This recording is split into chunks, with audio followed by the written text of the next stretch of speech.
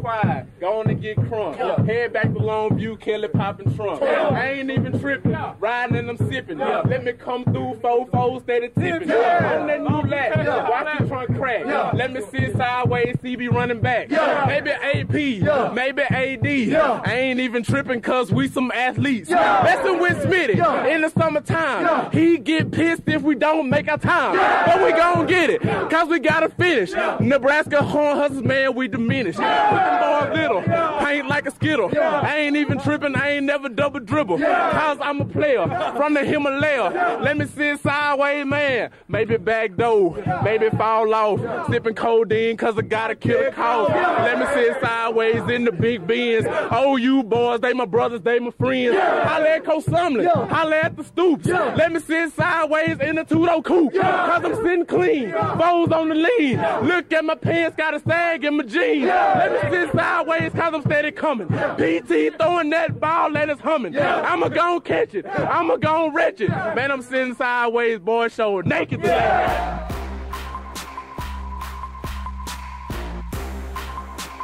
There's a far left door, and then there's a window, and then there's a second door and second window. The second door and second window was mine and Jason Carter's room. It was 311. We called it Players Heaven, even though there was a total of probably 0 girls in there. So yeah, that was not a good nickname for us to start out with, but it sounded good, you know? So yeah, too many rules, and then we just, I don't know, we never really brought people back like that, and then we would always be in other people's rooms. But this is also where the legendary water balloon fights went down in the 2000s, and then if you read Bosworth's book, he shot a gun. We may need to check for bullets around here somewhere, and maybe we can archive those. But yeah, this was it. This is the Bud Wilkinson, and then if you can see, the Bud's probably about a third the size of Headington. But it's just like, wow. I mean, this old brick, I mean, it's just, I don't even know, man. And then, you know, you got that place, which looks like, I mean, it has a Qdoba in it. I mean, what do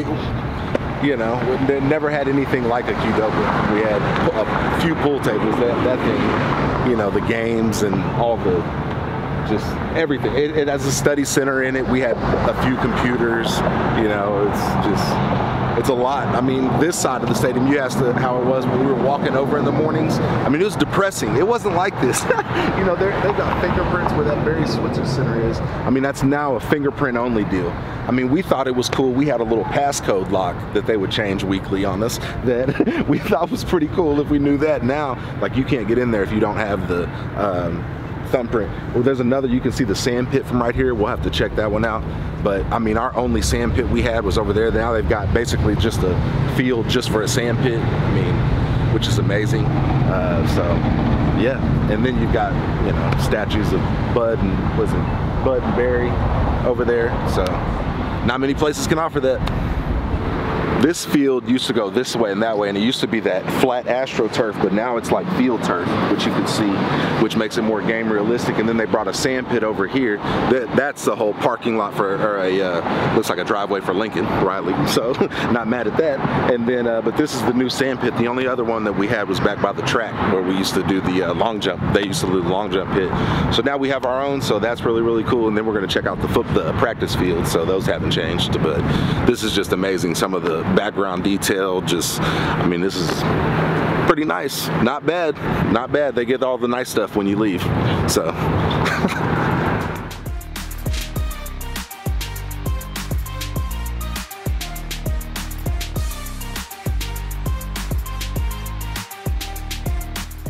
So, I mean, basically that's the parking garage that Rufus and all them were talking about. And, you know, you can see that there's a bottom floor down there, and obviously you can see that there's the top rail, and you literally would run at 5:30 in the morning. You would just hear, I mean, you know, and they would put a strength coach on every level, so, you know, everybody was, there was no cheating it, and it was just the parking garage. That's the parking garage. So real cool, man, of you know, obviously OU to do this for Coach Stoops, man. It was just crazy to, I think he was really one of the guys, one of the only guys that, you know, Bill Snyder and very few that you felt like were coaching legends while they were coaching. And it's crazy that the statue's dang near 10 feet tall, because that's how I know how I felt about him. You know, you just felt like his voice and his power and his mind was always really ahead of the game. And you can see the dedication graduation. It was on April 14, 2018, and I was actually at that ceremony, so that was really cool. Shout out to all the guys that made that. And then, you know, like I said, man, big shout out to Bob, man, just because he's done so much for a lot of us former players. And, you know, I know a lot of people only see the castle and him going to Children's Hospital, but he does a lot more in between, you know, so just real happy to say I played for him, man, and he definitely deserves, shit, he probably deserves 2 of them, you know, I mean, is what it is. Man, Fullback U podcast, JD Runnels here with my man Marcus Major and Zay Major. Feel like they're damn near family to me now. How y'all feeling? Marcus, how you feeling? I feel great, excited. Yep. Zay, how you feeling? Sensational. Yeah. Kids are about to report. Marcus actually moving into OU today. No, time's flying. I heard you got a cool roommate, so tell everybody how you feeling about moving in and who's your roommate? My roommate is Spencer Rattler. I just think it's good to roommate with him, you know, get in the playbook, you know, with him, and, you know, just do our thing. That's huge. I'm glad you brought up that playbook. Him being a quarterback's going to help you a ton. Zay, you've seen the move-in process now. What do you think about it? You excited to move in yourself? Yeah, it's a lot of moving. Bro, when we moved in, they didn't have no helpers for us, so anybody who brought anything, it was on your own. But last thing, Marcus, you seen your room now. What you looking forward to? I know you guys got workouts tomorrow. I'll just talk about what you're looking forward to. Just looking forward to getting to the work, you know, just grinding. I'm grinding all summer. Just really staying prepared. I'm just trying to enjoy it. Yeah. Zay, you close to moving in yourself, like I said. What are you looking forward to on your when you move in and your workouts in your freshman year? I'm really just looking forward to having fun, you know what I'm saying, and just keeping as far as my winning motto. I love winning, so just keep that going into my freshman year and just have fun. Hey, go to school. It's short and simple, but these are my guys, man, the Major boys. I'm super duper proud of these cats, man. They deserve everything, and it's just the beginning, man. So here in about 4 years, we'll be doing another pod talking about the NFL. Bet that. So another podcast, Fullback U.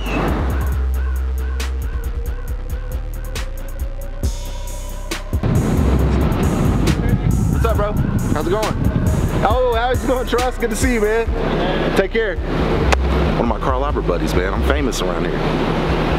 All right, so this is what it would be like walking down here. We literally would hope we would get hit by a fucking car, like walking to workouts. Like people hated going to workouts, and you asked about it and just dreaded. You know, you made it across the street, you're like, God, okay, now I gotta work out. Their cafeteria was right over there, so you know you'd start to smell the cafeteria, and some of us could eat breakfast. I personally couldn't eat breakfast before I worked out because it would just come right up. So you could just smell though the eggs and pancakes in the morning, and that would wake you up. And again, you're just hoping that this place is closed or that the strength coach isn't there by this time. But then you realize you're about halfway there.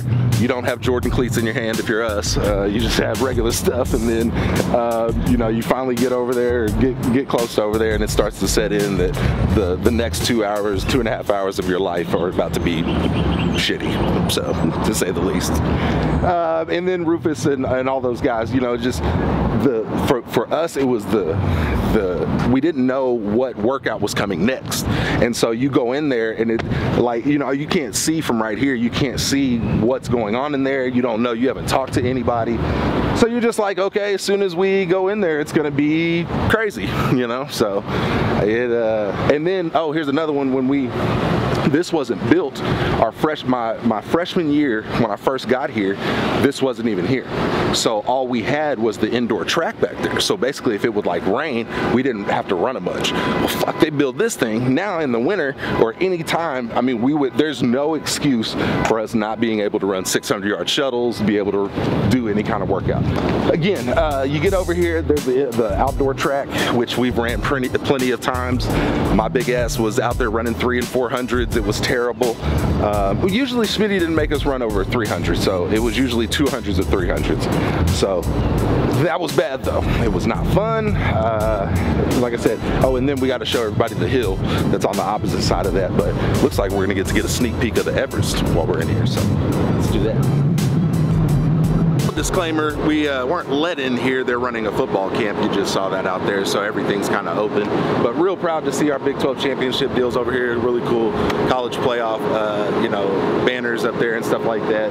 I mean, it's crazy to say, man, we ran out of room for banners in this place. And I know, you know, Big 12 championships are not our ultimate goal. But hell, you know, if they would have had a, you know, they have national championships up here. We had 2 runner-up years, which, I mean, being one of the top 2 or 3 teams in the country is not easy. So just proud of my guys. And this place means a lot, man, because like I said, I was here when this damn thing opened.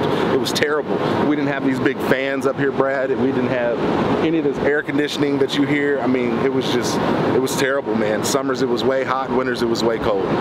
It's the only way I can explain it. And then lastly, this is a huge facility. So you can run, when there was nothing in here. I mean, those air compression machines, those weren't in here. The sleds weren't really in here. The equipment that we've had that's come along, shout out to Roy. You know, we're gonna check his weight room out eventually one day. But yeah, man, we just, those bungee cords, so many memories. The Stairmaster, you gotta get the Stairmaster in there, bro. Nightmares of Stairmaster, Jacob's Ladder now. So any disciplinary action, there's where you go. So sucks. I mean, there's no getting out of anything, and this is the place to be. Again, just terrible, man. I mean, it's such a nice track, so many lanes. You just remember being so hot early on. I mean, we would work out at 8 or 10 in the morning, and I mean, it's just so hot. There's our little sand pits, just the long jump pit. We would do abs. That's what Rufus and all them were talking to Curtis about, doing abs on those on the grass right over here. It was so hot in the morning. They'd have hurdles out. We'd be jumping hurdles out here, so if you missed, and I mean, you didn't miss. So just again, the temperature, you can feel it, man. It was a lot, and now we're about to go check out the hill, which is a lot. So basically, this is Mount Schmidt. If you go on the other side of there, there's a little plaque that says that, and this is the hill that everybody talks about.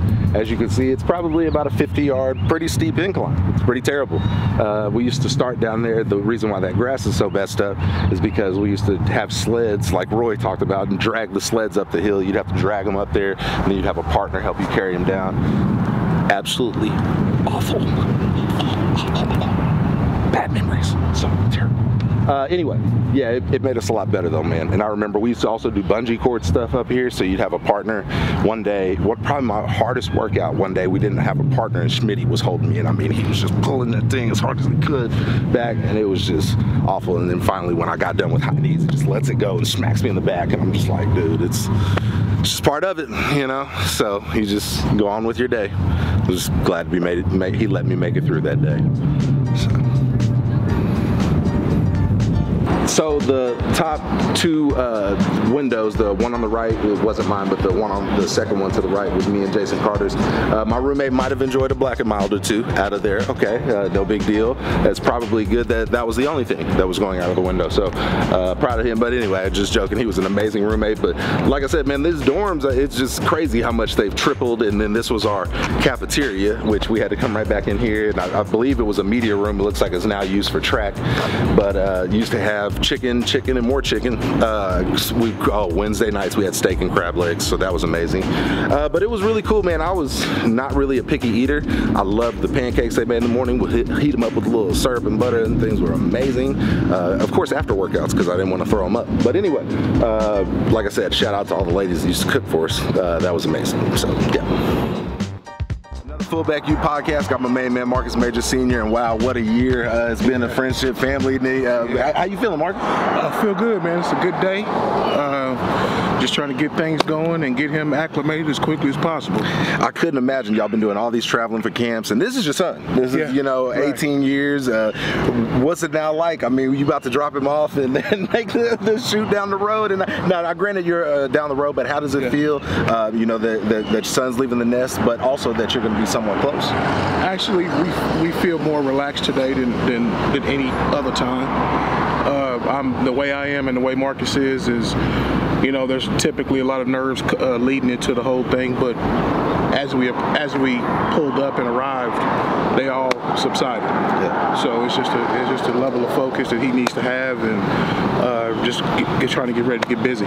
Nobody knows your son better than you. Yeah. He's not going to tell us how he really feels. Yeah. How's he really feeling? What's he looking forward to? Yeah. Is there anything that you're looking forward to dealing with for his freshman year?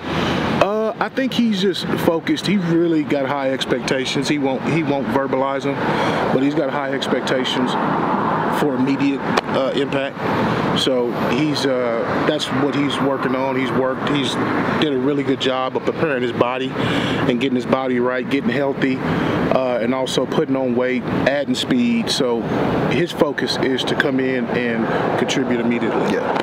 Whether that happens or not, I mean, it'll be up to him and how hard he's willing to work, but that's what his focus is. What do you think this day is like? You're a father of a guy who is in an elite class. Explain to a father who's wanting what you have now, what's this like for him? What do they need to be prepared for? Just advice for that. You know, what we really talked about, and I've actually spoke to some other guys, is just, you know, keeping a high level of focus, and you know, his situation is unique. It all happened pretty fast, but you know, the one thing the one piece of advice I would give to people is just take your time. You know, take your time, make the right decision for yourself. University of Oklahoma is the right decision for Marcus, and it was the right place for Marcus. You know, we'll see how it all unravels in the future, but it's just about taking your time. You know, we're men of faith, man, so we pray and we first. So that's what it's all about. Yeah, absolutely. Not only does he get to play with Jalen Hurts now, but he's roommates with Spencer Rattler. Yeah. I mean, your son gets to be the roommate with a 5-star. Pretty well, so some people have him #1 quarterback in the nation. Sure. What's that like, just from the fame exposure side, but also from he mentioned the knowledge side on the football field? What's that mean? Well, it was very surprising, man, when we found out. I mean, we were, of course, anticipating either rooming with another running back or another wide receiver or something like that. But him being with Spencer, I think, is really, really cool for him, because Spencer, you know, of course, being the quarterback, will have to master the entire playbook. You know, so naturally, you know, he and Marcus will be able to go through that process together. Absolutely. And so I think that'll be really, really beneficial for Marcus. And I think they already developed a friendship. Yeah. So I think that's just, you know, I met his father, his parents, you know, met us, and so we exchanged phone numbers. I told him I'm right up the road if I need to come knock on the door. So I was just going to ask you, we'll end it with this one, but you read my mind. But what does a dad tell his kid that's about to just live with under somebody else's, or it's not really somebody, but live under OU's roof? I think for me in particular, I don't think it's anything that I say at the last minute. Marcus and I have been discussing and talking about this thing for a long time. I have 100% faith in Marcus and trust in Marcus and how he's going to approach this whole thing. He and I have just talked about attacking this process. That's attacking the classroom and attacking on the field during the week, Monday through Friday. Well, you know, and that's what we're focused on. It's been an amazing journey. Yeah. We talked about it just last January, man, and we're gonna have to show some of those highlights from the workouts. Yeah. But man, you know, I owe you guys a lot. I mean, you guys have helped me just put my name on the map as a trainer beyond anything. It's been a special moment, you know, from training your kid to being able to follow them around to football games, and just becoming family with you guys, man. You know, we wish you guys the best of luck, and then lastly, man, you know, it's just being cool. You know, I live a mile down the road, man, so you can sneak down for a barbecue. We can act like he ain't even got to know. So, that's off top, man. Yeah. It's been a busy process, man. I'm getting ready to slow down, so that's going to be able to. Absolutely. I just want to thank you, man. It's been more of a mutual thing for us, man, a family deal, and so just the same way you talked about us, man, you've benefited us just tremendously. We can't even begin to talk about it, so I appreciate it, man. Well, I thank you for the interview, man, and go enjoy your son, man, for the last day, man. You know, and like I said, I know it's not the last day, but we just saw Spencer walk by, so you got him in the background, so we got to go maybe have some coffee or something. I'll let OU feed him, so I won't have to.